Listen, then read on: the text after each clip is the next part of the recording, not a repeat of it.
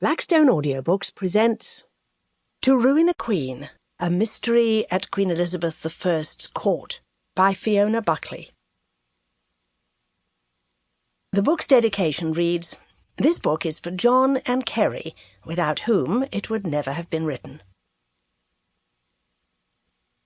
Chapter 1. The Power of Life and Death. The journey that took me from the Chateau Blanche-Pierre on the banks of the Loire to Vetch Castle on the Welsh March began, I think, on April 4, 1564, when I snatched up a triple-branched silver candlestick and hurled it the length of the Blanche-Pierre dinner-table at my husband, Matthew de la Roche. I threw it in an outburst of fury and unhappiness, which had had its beginnings 3.5 weeks before, in the fetid, overheated lying-in chamber in the west tower of the chateau, where our first child should have come into the world, had God or Providence been kinder. I had begged for air, but no one would open the shutters for fear of letting in a cold wind. Instead, there was a fire in the hearth, piled too high, and giving off a sickly perfume from the herbs which my woman Fran Dale had thrown onto it in an effort to please me by sweetening the atmosphere. The lying-in chamber was pervaded, too, by a continual murmur of prayers from Matthew's uncle Armand, who was a priest and lived in the chateau as its chaplain. It was he who had married us 3.5 years ago in England. To my fevered mind, the drone of his elderly voice sounded like a prayer for the dying. Possibly it was.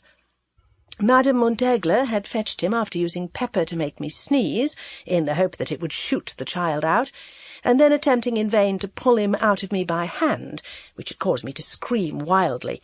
She told me afterward that she had despaired of my life. Madame Montaigle was my husband's former housekeeper. She had been living in a retirement cottage, but she had skill as a midwife, and Matthew had fetched her back to the chateau to help me. I wished he hadn't, for she didn't like me.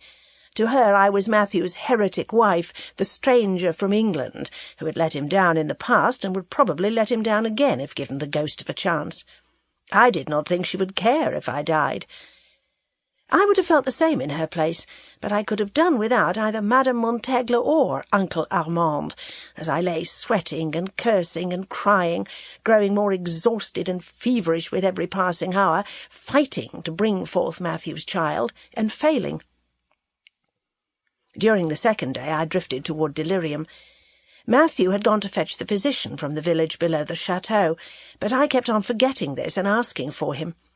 When at last I heard his voice at the door, telling the physician that this was the room and for the love of God— Sample complete. Ready to continue?